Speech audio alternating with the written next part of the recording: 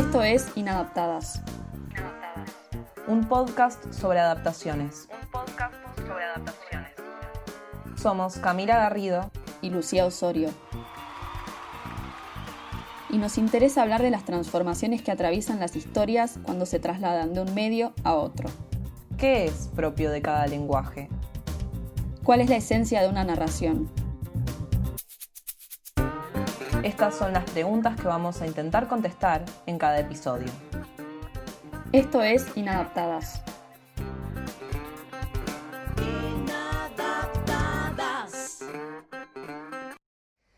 El día de hoy vamos a estar hablando sobre, redoble de tambores, La cifra impar, basada en el cuento Cartas de mamá de Julio Cortázar y adaptado por Manuel Antín al cine a partir de la película La cifra impar. Cartas de mamá es el primer cuento de la antología Las armas secretas de 1959. Es uno de los primeros libros que escribe Cortázar después de mudarse a París, ahí por los años 50. Y una cosa que también hay que tener en cuenta a la hora de pensar la literatura de Cortázar de esa época es que lo escribe después de haber traducido toda la obra de Edgar Allan Poe, del inglés al castellano, ¿no? Datazo. Entonces, bueno, ya vamos a ver que hay algo de esa experiencia de la traducción que influyó en su estilo. Y no solo en su estilo, sino también en los temas que toca y la estética en general. Obviamente no podés ser el mismo después de haber traducido 250.000 cuentos de Poe. Antín adapta este cuento tan solo 3 años después de que fue escrito, hace la película en 1962, y con esta película se gana el Cóndor de Plata a Mejor Director ese año. Y nosotras hemos elegido en particular esta película porque tenemos cariño por Manuel Antín, ya que es el fundador y rector de la universidad en la que nosotras nos formamos. Con lo cual lo hemos visto cotidianamente entrando y saliendo de la universidad. Ponchi Morpurgo, su pareja de tantos años, fue mi profe de escenografía y vestuario. Sí, yo también la tuve, una genia. Una genia. Tenemos mucho cariño por Manuel. Es lo más, lo queremos un montón. Lo queremos un montón.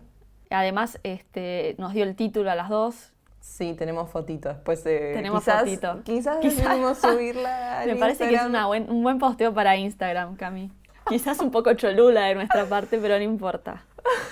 Hay algo re interesante y es que Antín, cuando decide adaptar este cuento, no lo conocía a Cortázar, digamos, llegó primero al cuento y después al escritor. Producto de esta película y de películas posteriores se hacen amigos y forjan una amistad de años y de intercambios epistolares épicos y muy famosos. Y hay algo que él dice, nosotras lo escuchamos varias veces en vivo, y él siempre dice que en esa época el director de cine tenía como una fama o un prestigio mucho mayor al del escritor, ¿no? Sí. Y viendo esto en retrospectiva, lo que quedó es a la inversa, ¿no? Porque Cortázar es súper mega famoso, y no tanto Antín como director de cine. De hecho, no sé si lo conoce la mayor cantidad de gente en el terreno del cine, la verdad que no es tan conocido, porque la verdad es que después de su época de mayor productividad pasó más a la cuestión más de gestión, ¿no? Estuvo a cargo del Inca, apenas volvió la democracia,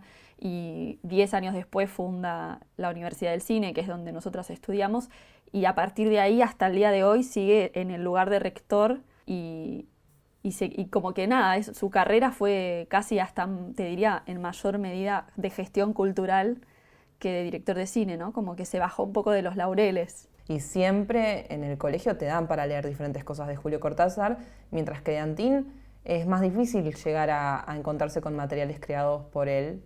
Entonces es verdad que esa inversión que se da es un tanto extraña, y también, en cierta forma, para mí tiene que ver también con el espacio que se le da en Argentina al cine nacional.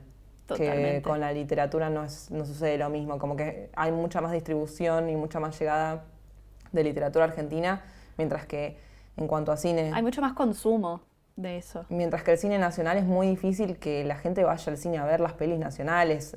Hay como una presuposición de que van a ser malas o aburridas, ¿no? De por Total. sí, por ser argentinas. Sí, hay mucho prejuicio y y no hay tanto hábito de consumo de materiales nacionales, por lo menos a mi entender y viendo la recepción que tienen las películas nacionales en el país. Totalmente. Y habla muy bien en algún punto de Antín el hecho de que él vio ahí un escritor único cuando capaz Cortázar no era Cortázar, ¿no? O sí, pero no era tan famoso o tan popular. Y bueno, de hecho él dice siempre que cuando leyó ese cuento, que es el que vamos a analizar hoy, dijo, pucha, ya escribieron el cuento que quería escribir. ¿Y qué puedo hacer? Y bueno, hago la película. O sea, esa es de hecho su ópera prima y la tituló La cifra impar. Eh, y bueno, ya vamos a meternos en el análisis correspondiente. Y está bueno remarcar también antes de meternos en detalles que esta relación entre Antín y Cortázar fue una relación de trabajo y creación que se mantuvo a lo largo de varias películas. Antín adaptó otros textos de Cortázar al cine y es interesante que este es uno de los casos donde el autor de literatura que ve su obra adaptada está contento con el resultado. Cortázar estaba re contento con el resultado de las pelis de Antín, que no es algo que se suele ver. Por eso se hicieron amigos también, ¿no? Porque Cortázar se acerca al Antín producto del rodaje de esta película, le envía una carta, creo, diciéndole que le gustó mucho la adaptación. Creo que hasta le preguntaba algunas cosas, ¿no? Como cómo había decidido hacer ciertos cambios y le fascinó el estilo de Antín o las decisiones que había tomado Antín, entonces ya en la siguiente película sí se involucró más, ¿no? Como desde cero. Sí, y no está de más tener presente que el capítulo anterior que hablábamos de Matilda, hablábamos de lo poco que le había gustado a Roald Dahl ver su obra adaptada y cómo había tipo cancelado los derechos de que le adaptaran sus historias hasta su muerte. Entonces esa reacción no es algo que se suele dar tan fácil. Habla un poco también de cierta humildad de Cortázar, ¿no? O esa cosa de despojarse de la obra, como ya no es propia, sino del resto, de quien la lea, y aceptar un poco eso, ¿no? Como que no es solo de uno la obra, también es del quien la lee, entonces eso está bueno. Y ahora sí, termina el horario de protección al espectador. La casa no se hace responsable por los spoilers que siguen a continuación. Ingrese bajo su propio riesgo. Bueno, Cami, ¿te parece que resumamos brevemente el argumento del cuento para quienes no lo hayan leído? Igual corran a leerlo después de esto porque es espectacular. Cartas de mamá es un cuento en donde hay 4 protagonistas. Principalmente tenemos a 2 hermanos que son Luis y Nico, y después tenemos a Laura, que va a oficiar su papel de novia, y a mamá, ¿no? Que es la que origina el conflicto en este cuento. El protagonista es Luis, en realidad. Luis vive en París, recientemente mudado con su novia Laura, hasta que recibe la carta de mamá. La carta dice: Nico preguntó por ustedes, pero el problemita es que Nico se murió hace un tiempo ya. Entonces, ¿qué onda, mamá? ¿Qué está flasheando, mamá? Dice Luis, ¿no? Entonces, el cuento básicamente es la llegada de estas cartas desde Buenos Aires a París de mamá, siempre hablando sobre Nico y sus ganas de ir a París a visitarlos. Y es donde ahí empieza a introducirse la duda más ligada a lo fantástico de si efectivamente mamá está senil o está delirando, o si efectivamente el fantasma de Nico convive aún con su madre y está planeando una visita a París, ¿no? Algo que no sé si mencionaste, que complica la trama, es el hecho de que Nico no solo que está muerto, sino que era novio de Laura. No solo que el hermano muerto está preguntando por esta pareja de jóvenes recién casados, sino que Nico, que es quien murió, era el hermano que salía con Laura antes de que Luis se casara con ella. Entonces hay cierto aspecto de culpa en torno a la unión de estos dos personajes que se escaparon a París después de la muerte de Nico. Exacto, claro, una vez que avanza el conflicto, o sea, una vez que se menciona la presencia de Nico, lo vemos a Luis como conflictuado con contarle a Laura lo que le está escribiendo a la madre, y nosotros como lectores no sabemos bien por qué le incomoda tanto a Luis hablar con Laura de este tema hasta que aparece esta información, ¿no? Laura fue como pareja de de Nico en el pasado y en una situación muy sospechosa dejó de ser novia de Nico para ser novia de Luis. Algo así como medio como la intrusa de Borges, ¿no? Como que aparece esta mujer que se comparten y se discuten los hermanos. Y finalmente Laura se queda con Luis y viaja a París y se casa y encima Nico muere. Con lo cual es como que es todo un conflicto ahí implícito en esa familia, que obviamente es lo que hace que sea tan atrapante el cuento también. Entonces todo el tiempo está este viaje entre Buenos Aires y París, un viaje, estoy hablando de un viaje narrativo, ¿no? El acá y el allá, que es algo súper presente en Cortázar de por sí, no solo en este cuento. Sobre todo el viaje París a Buenos Aires se repite en varios de las historias de Cortázar, por mencionar la más famosa que es Rayuela.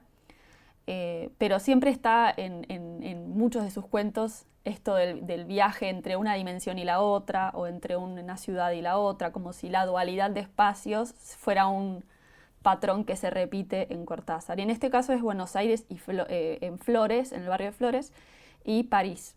En otros cuentos que se repite esto de la dualidad de espacios también es Continuidad de los parques, que de hecho es otro cuento que toma Antin después en una película posterior para adaptar al cine.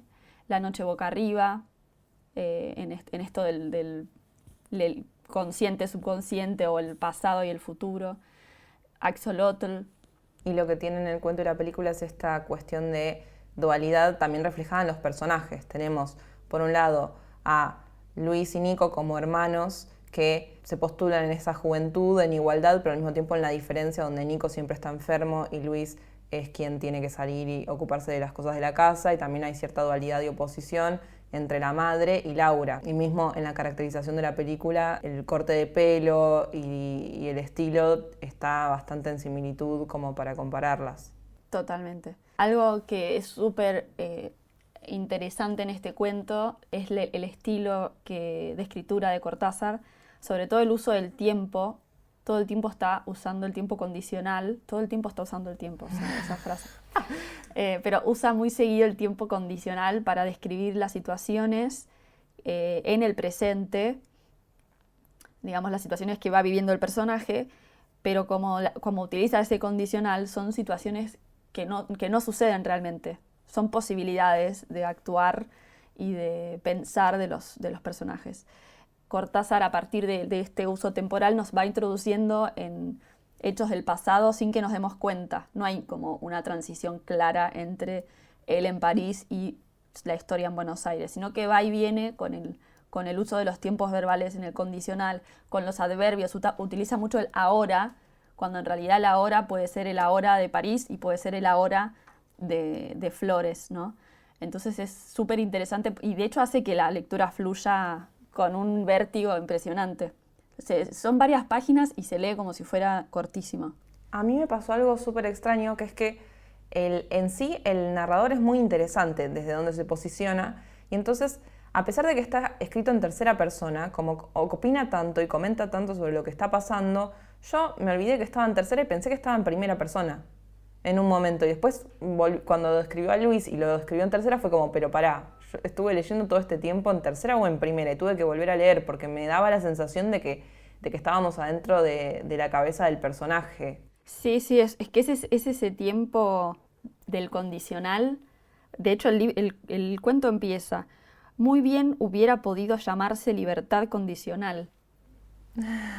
O sea, puede ser Luis, puede ser Nico o puede ser un narrador omnisciente el que dice eso. Entonces ya empieza con esa frase, con lo cual la ubicación del narrador ya digamos que desde el principio no es certera. Bueno, vamos a spoilear, pero esto ya lo advertimos. Hacia el final del cuento, la posibilidad de que lo que dice mamá sea cierto se hace cada vez más espesa, ¿no? Como ya no es la duda de si mamá está flasheando o no, que está Nico vivo, sino que Laura y Luis inconscientemente empiezan a considerar la posibilidad de que efectivamente Nico llegue a París, ¿no? Bueno, el cuento termina con una resolución que deja abierta la posibilidad de que el lector decida si el cuento es fantástico o si el cuento es más introspectivo, psicológico y es más una cuestión de sensaciones de los personajes de esa presencia fantasmática o si efectivamente hay una presencia fantasmática, ¿no? Porque efectivamente Nico parece que sí llega a París o llega alguien muy parecido a Nico y empieza a convivir con ellos esa presencia en el departamento que cada vez se les hace más chico. Siempre convivió con ellos. Pero cada vez se hace con más corporalidad, ¿no? A mí me parece que algo muy interesante en el cuento es el uso de los paréntesis. Porque algo que está presente en el cuento y que también está presente en la película es la importancia y el peso de lo no dicho, de todo lo que se omite y cómo, a pesar de que se omite en cuanto a la voz, a pesar de que no se habla sobre algo, ese algo va ganando fuerza y va empezando a ocupar todo el espacio. Entonces hay muchos datos o aclaraciones o comentarios que en el cuento se dan entre paréntesis, que en realidad no son aclaraciones sin importancia, sino que tienen un montón de peso y que a pesar de que estén entre paréntesis, que suele ser algo que les saca importancia, como que no es algo que esté dentro de la narrativa general o principal de un cuento. Está subordinado. Claro, como que en general los paréntesis están subordinados. Tienen un montón de peso y están dando información crucial al respecto de la historia. De hecho, hay un juego que hace Cortázar en el mismo cuento sobre este tema de los paréntesis, ¿no? En un momento, entre paréntesis, dice que siempre lo que está entre paréntesis parece no ser lo importante, pero al final es lo más importante, porque es la aclaración más clave de todo el relato. Entonces ya de por sí lo introduce también como metalingüísticamente el tema de los paréntesis, pero además hay un leitmotiv que se repite en todo el cuento, que está entre paréntesis, que es que cada vez que aparece una pregunta así como existencial o importante para el relato, dice, no era una pregunta, pero ¿cómo decirlo de otro modo? ¿No? Como si esa aclaración fuera necesaria cada vez que los personajes hacen una pregunta retórica. Y eso se va a repetir en todo el cuento.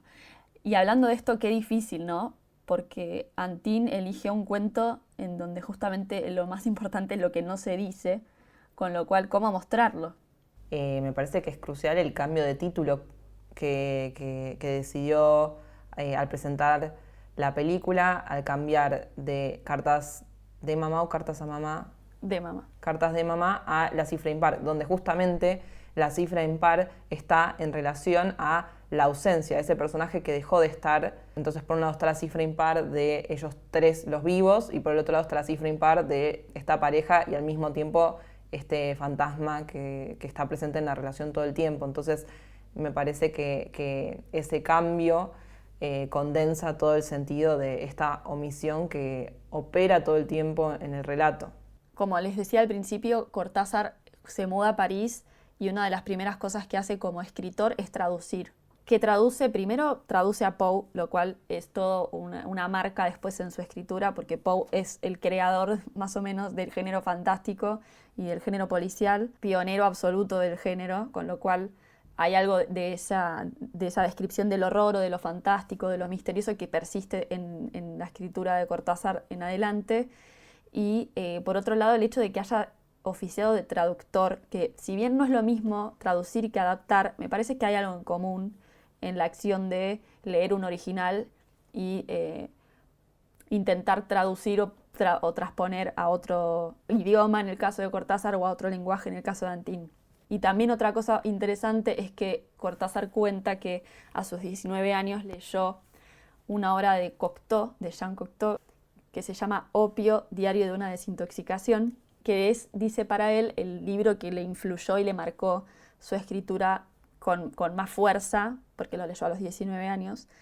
Y también me parece interesante esa conexión con el cine, porque de hecho Jean Cocteau no es solamente escritor, sino que también es director de cine. Es interesante que Antin habla acerca de que él quería ser un escritor todo el tiempo y de la importancia de la literatura en el cine, como que él hace la película de La cifra impar porque le hubiera encantado escribir ese cuento. Entonces, a partir del cine encuentra como una posibilidad para hacer literatura, lo cual me parece muy interesante, sobre todo teniendo en cuenta el eje de nuestro podcast de la unión entre la literatura y el cine, pensar en estas figuras que condensan ambos perfiles del quehacer. Para él el cine y la literatura son cosas que conviven y que deben estar todo el tiempo en conexión, ¿no? Como si no existiera otra posibilidad para el cine o como si las otras películas no le interesaran o no le parecieran valiosas. Y a mí me encanta esa forma de pensar de Antin, porque, o sea, no sé si es que estoy 100% de acuerdo, pero me parece que la literatura del cine cuando saben convivir es algo increíble. O sea, se logra algo único. Y sobre todo si leíste el libro y viste la película y pudiste encontrar esas conexiones, es mucho mejor. Es como que te obliga a ser un espectador activo, ¿no? Porque inevitablemente estás buscando ahí a ver cómo hizo esto, a ver cómo hizo lo otro. No es que nos sentamos a ver la película y ya, sino que hay algo de ir escribiendo esa película con el director porque nosotros nos imaginamos otra forma, entonces es como dialogar todo el tiempo con cómo lo hubiera hecho uno y cómo se hizo. Que para mí eso está buenísimo. Hay gente que odia encontrarse con otra forma de representación, pero sí, obviamente yo también, si no está bien hecho, no me genera para nada ningún tipo de felicidad. Pero si está bien hecho y no era como yo me lo imaginaba, me parece espectacular. Está buenísimo. Algo que tiene muy interesante el cuento y también la película es el uso de estas transiciones y esta como mezcla temporal entre el pasado y el presente, que todo el tiempo el pasado logra volver al presente a partir de lo que recuerda este personaje y cómo se va desarrollando el cuento. Sí, porque los trabaja como si fueran todos presentes. Eso es súper interesante. Y también tiene algo de coqueteo con el fantástico, ese uso que hace Cortázar en el cuento, como la idea de que los tiempos conviven todo el tiempo. Los tiempos conviven todo el tiempo, los tiempos están constantemente conviviendo y no hay una linealidad absoluta en las cosas que van pasando. Y por otro lado, obviamente la otra presencia más fantástica es la del fantasma de Nico, que está presente, digamos, Nico no está ausente en ningún momento, porque siempre está presente su recuerdo o su duda o su miedo, y justamente es muy difícil representar un fantasma en el cine porque lo que hace al fantasma es justamente su no corporeidad o su ausencia física, con lo cual está bueno ver cómo Antin intentó representar en imagen la posibilidad fantasmática de un personaje. Sí, eso es verdad que es muy interesante porque hay varios planos donde graba espacios vacíos, como si estuviera guardando el espacio para la presencia de una persona que no está allí, o hay uso de unos travelings que dan la sensación de acercamiento y alejamiento que podrían implicar una mirada externa observando a estos personajes. Entonces es interesante cómo a partir de diferentes estrategias de puesta en escena se trata de dar cuenta de esa ausencia. Claro, y también toma algunas decisiones con respecto a los diálogos, por ejemplo, que son súper artificiales. El tono de actuación de los actores es súper artificial. Y de hecho, en la mayoría de los diálogos, sobre todo entre Laura y Luis, no se miran a los ojos. Entonces le dota una artificialidad a la actuación y a los diálogos que todo el tiempo están extrañando a la imagen y al conflicto. Y no termina de ser un registro o un código realista el de Antin. Sí, también hay que tener presente que es parte de la década de los 60 donde se estaba investigando un tipo de cine que radicaba un poquito más en esta artificialidad. Más estructuralista. Ay, me gustan tus palabras. Porque, o sea, en el sentido de que la imagen, como si el tono de la imagen tuviera que revelar algo del conflicto, de los personajes, como si la exterioridad reflejara la interioridad. Y eso también está en todos los planos en los que los personajes están atravesados por barrotes o rejas, o como el encuadre está todo el tiempo saturado y como obstruido por elementos del espacio que hace que los personajes se vean como medio entre rejas o entre palos, y le da más tensión, ¿no? al asunto, porque no es que estamos viendo un diálogo normal. O sea, todo el tiempo están atrapados y presos de este pasado que no logran superar, que no logran dejar atrás.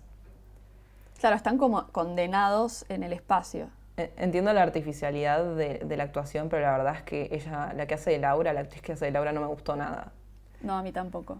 como que la que hace de la madre me re gustó. Pero a ver, recordemos algo también. Es la ópera prima de Antin. O sea, es la primera vez que el tipo filmaba una película. Es difícil pedirle a una persona que en su primer obra haga todo bien. La dirección de actores no es fácil y para hacer una primera experiencia como director me parece que quizás es lo que más se le puede perdonar a Antin. Claro, aparte venimos de los años 40, o sea, esto es mucho después, ¿no? Pero digo, como el año de oro del cine, la década dorada del cine, donde se planteaban estas historias con superestrellas y con historias románticas y de repente no solo Antin, sino varios de su generación, esta generación del 60, replican un poco lo que pasó en Francia con la Nouvelle Vague, ¿no? Como que vienen a ser disruptivos con el tipo de lenguaje que se venía manejando, dejan de lado el código de las estrellas de Hollywood para meterse con una reflexión mucho más profunda sobre el lenguaje cinematográfico y cómo se filma y cómo se transmite en imagen.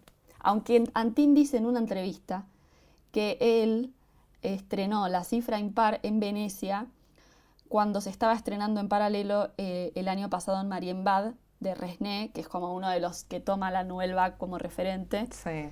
Y que él la vio por primera vez a la par que estrenaba su película, con lo cual él dice que no pudo haberse copiado de la Nouvelle Vague, porque por términos de temporalidad es imposible, pero yo creo que un poquito sí.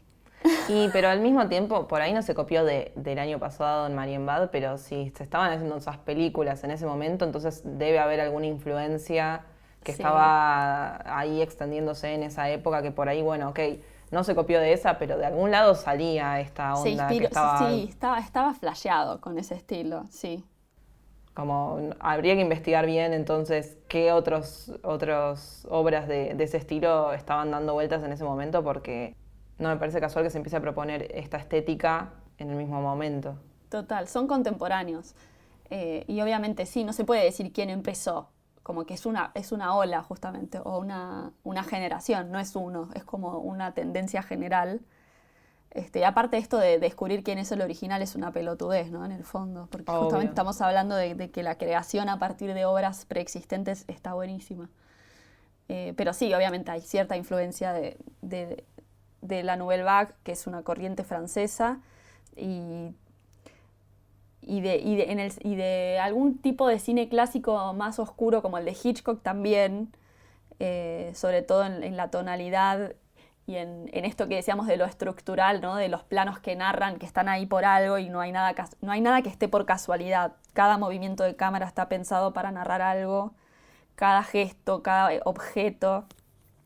No hay nada dejado al azar. Total. Cero documental, cero. Cero documental. Tipo, si pasaba una paloma, corte y retoma. Porque la paloma, si no significa nada, que es Jesús que cayó de repente en la trama. Jesús no, mirá la poca Biblia que tengo, es Dios, no es Jesús la paloma. Yo menos que no te corregí. Toda esta artificialidad que aplica Antin a su película también es una lectura del cuento de Cortázar, en donde la artificialidad del narrador es bastante presente. Ya por cómo vimos cómo arrancaba, se revela este carácter un poco ambiguo del narrador, y sobre todo la posibilidad del desdoblar, de que el narrador se desdobla de la historia y todo el tiempo está comentando sobre la historia en estos paréntesis o en estos comentarios que va haciendo sobre la historia. Todo el tiempo está revelando como el carácter de ficción que tiene el cuento. No es que estamos leyendo una historia con inicio, nudo, desenlace, en donde el narrador nunca se hizo presente. Estamos como todo el tiempo leyendo al narrador contándonos la historia. Tiene inicio, nudo y desenlace, pero hay un artificio en cuanto a cómo se comunica y cómo se estructura eso al transmitirlo al espectador. ¿Puedo leer un ejemplo de esta duda que tiene el narrador todo el tiempo? Por ejemplo, dice: no le importaba gran cosa lo que ella pudiera sentir mientras lo disimulara. Y entre paréntesis dice: ¿no le importaba gran cosa lo que ella pudiera sentir mientras lo disimulara? No, no le importaba gran cosa. Y entre paréntesis, ¿no le importaba? Como todo el tiempo dudando de lo que él mismo narra. Revela un dispositivo, no está transparente, no como diríamos en el cine de transparencia, el típico estilo de hollywoodense en donde la idea es que no se note que esto es una película. Bueno, acá lejos está de no querer que se note que es un cuento. De una. Y algo que me deriva de lo que estás diciendo es cómo esta fisura al pasado se abre a partir de lo que podría parecer un error, como que todo el tiempo juega con lo que es un error y lo que no es un error y lo que se cuenta y dudar sobre lo que se cuenta y cómo eso en sí es parte central de cómo se transmite la historia, porque básicamente el desarrollo de la historia empieza por un supuesto error en la carta que la madre manda, donde se supone que Nico les manda saludos y a partir de ese error, ese posible error, se abre una fisura hacia el pasado. Y entonces todo el tiempo este juego entre lo que se dice y lo que se quiso decir y lo que no se está diciendo está operando en cómo se estructura el relato. Sí, la suposición o la interpretación sobre lo que se leen en la carta. La carta está ahí como ese puente entre Buenos Aires y París y entre el presente y el pasado. Es lo que rompe la armonía, la carta de mamá. Y en las películas Antin lo lleva a la lectura, viste que pospone bastante la lectura de la carta al principio. La carta llega y en el cuento arranca de una con la carta y en la película se pospone bastante la lectura y cuando lee empieza a leerla y empieza la voz en off y enseguida empezamos a ver como un footage de imágenes de él en París y después él en Buenos Aires. Esa transición al pasado y a Buenos Aires es como orgánica, no es que de repente irrumpe Buenos Aires y irrumpe el pasado. Y de hecho así también funciona en el cuento, el pasaje entre el pasado y el presente siempre es bastante fluido. Por ejemplo, acá dice, las manos hábiles, los besos, los gritos, ahogados, la manta de vicuña, la vuelta en silencio, la sonrisa de perdón. La sonrisa era casi la misma cuando Laura le abrió la puerta. Había carne al horno. O sea, él venía hablando del pasado y de repente entró con el elemento de la sonrisa, entró otra vez al presente. Y ese dispositivo lo replica Antin en cómo estructura las transiciones entre el pasado y el presente en su película. Sí, hay como filmó como planos, ¿viste? De ciertas imágenes simbólicas o representativas del relato que se repiten a lo largo de la película. Me acuerdo mucho de la pelota rebotando sí, que también en está el en el charquito. cuento. Exacto. Cómo el rebote de pelota lo lleva al pasado. Y me parece que es lindo eso, ¿no? Cómo el pasado reaparece a partir de pequeños gestos o pequeñas acciones. Cómo en algo muy chiquitito y muy cotidiano se puede abrir ese rebote al pasado y que entre todo lo que está ahí sin decir, acechando. Sí, totalmente.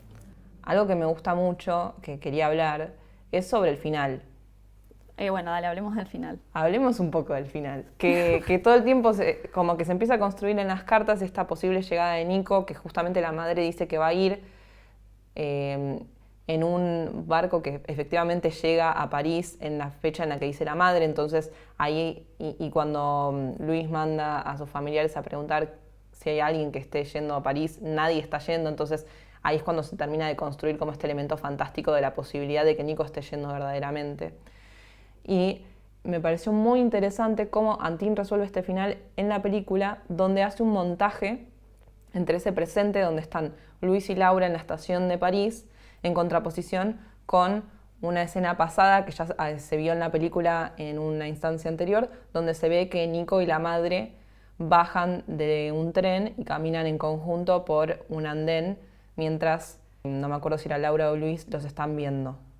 Entonces me parece que una forma muy interesante de resolver en la película la llegada de Nico se da a partir del montaje entre ese presente y pasado, donde efectivamente pasan a estar, es un plano contra plano que podría ser una misma escena, pero donde tenemos en el plano el presente de París y en el contraplano el pasado en Flores. Y me parece que eso fue una forma muy hábil de poner en escena esta unión de tiempos. Exacto. De hecho, creo que lo mejor de la película es ese final. Es lo más logrado. Es el momento en el que no se habla ni una palabra. Es pura imagen esa secuencia. Y es como vos decís, era difícil. ¿Cómo le das corporeidad a lo fantasmático? Porque en el cuento hablan de que los personajes ven a alguien similar a Nico, pero nunca describe a ese alguien. Es siempre desde la mirada de los personajes. Entonces era el desafío de la película cómo darle entidad a lo fantasmático. Y es lo que vos decís, se lo dio en la convivencia de los tiempos y en los planos que le da a estos personajes abarrotados, ¿viste? Siempre como la presencia de la gente yendo en contra de la corriente con la dirección en la que van ellos, cómo se miran, las miradas, los cruces de miradas, este espacio medio enigmático de la estación de tren, oscuro, ¿viste? Como que le dio lo fantasmático desde el estilo de representación y no desde generar justamente un cuerpo que sea Nico y que llegue a la estación. Totalmente. Eso me pareció muy inteligente. Sí, totalmente. Y el final es lo más fiel de la adaptación al cuento, ¿no? Ahí es literal. Donde está escribiéndole la carta a la madre para contarle de la llegada de Nico y escribe querida mamá, lo tacha, vuelve a escribir solo mamá, que eso literal de cuento, y hay un diálogo entre Luis y Laura. Que es genial, ese diálogo es genial. En el cuento también es genial, es espectacular. Y lo que sí, yendo exactamente a lo opuesto que el final, que es el comienzo, ahí sí que hay un cambio que hace Antin, ¿no? Porque el cuento arranca focalizado en Nico. En Luis, upa, Uf. qué fallido. Pero bueno, es un fallido válido, tómamelo, porque son dos. Es que sí, están en espejo. Parecidas. Total. Efectivamente, el cuento arranca con Luis recibiendo la carta y la película arranca con la madre escribiendo la carta. Amé el planito de la madre escribiendo como villana. Faltaba que grite. Es muy bueno, sí. Se ve re diabólica la madre, medio en contrapicado, escribiendo la carta como si intencionalmente tuviera la intención de vengarse de alguna forma de su hijo y de lo que hizo, entonces se la ve como disfrutando esa carta que está mandando. Sí, aparte, antes de sentarse a escribir hay toda una secuencia de ella bajando la escalera casi parece un vampiro, ¿no? Con Nosferatu. Y se sienta después a escribir la carta, escuchamos lo que está en la carta con una voz en off, y después queda como con la mirada suspendida al horizonte y empieza la secuencia de títulos. Entonces, una carta que si hubiera sido representada de otra forma, simplemente sería una señora escribiendo una carta. Pero por cómo lo presenta Antin, ya nos está anticipando que esa carta no es ninguna carta más y que lo que está escribiendo la madre, el contenido de esa carta, va a traer un montón de problemas y de cuestiones extrañas en la vida del receptor. Y algo que yo sentía, me hacía falta como un momento, una instancia de desarrollo de la historia, en ambos casos, especialmente en la película, y lo que me pasa es que me llama la atención que se elipse el momento de la muerte. Como no viene desarrollándose de forma muy clara el pasado, y el momento en el que Nico muere no se muestra. Está representado a partir de la ausencia, y me parece que en un cuento y en una película que tratan tanto sobre la ausencia, me parece muy importante que justo esa instancia que es crucial para todo lo que se va a desarrollar posteriormente, que es la muerte de Nico, no se muestre, y a partir de esa ausencia tiene más peso, porque eso es lo que pasa con todo lo que se construye en estos dos materiales, como el peso de la ausencia, y al no estar presente y representada la muerte, a partir de ese silencio y esa falta, va a estar operando y extendiéndose en el resto del relato y ocupando todo. Totalmente. Sí, otra cosa que también es difícil de lo que hace Antin es que eligió un cuento para hacer un largometraje, y eso implica que además de adaptar lo que está leído, también tiene que expandir un poco los mundos de los personajes, y creo que Antin decidió narrar un poco la relación amorosa entre Luis y Laura, y eso quizás también eso le da un poco más de empatía al personaje de Luis a la hora de justificar sus acciones, pero probablemente lo vio necesario para también generar cierto verosímil y que no sea simplemente una cosa medio perversa de competencia entre hermanos, sino que también haya como una construcción de una relación que lleve a que sea casi inevitable para Luis enamorarse de Laura, ¿no? No sé si con Laura se toma tanto el trabajo de justificar su enamoramiento, pero sí con Luis lo noté más. Y después en París, que es el momento en el que el vínculo empieza como a desgastarse producto de esta cosa implícita entre ellos, que es la traición a Nico, viste que está todo filmado como en repetición, la secuencia de la cama, ella se despierta a la noche, que bueno, en el cuento también está esta idea de la repetición, pero en imagen es más impactante verlo una y otra vez. También otra imagen que se repite es la de la escalera y Laura esperando abajo de la escalera en la casa de Flores. No sé si el que estaba subiendo la escalera era Nico o la madre, pero como Laura mirando su error desde abajo de la escalera. Esa imagen todo el tiempo es como un traveling hacia arriba, que se repite un montón de veces. Sí, esos leitmotivs quizás que aparecen entre paréntesis en el libro, aparecen en la película como estos planos que decíamos que se van repitiendo.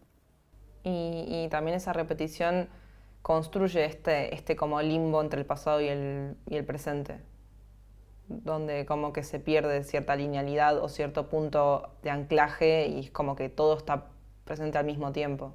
Bueno, para cerrar me parece que quisiera retomar esto que destacamos en Antin sobre la importancia que para él tiene la literatura en la formación de cualquier director de cine. De hecho, él no estudió nunca para ser director de cine.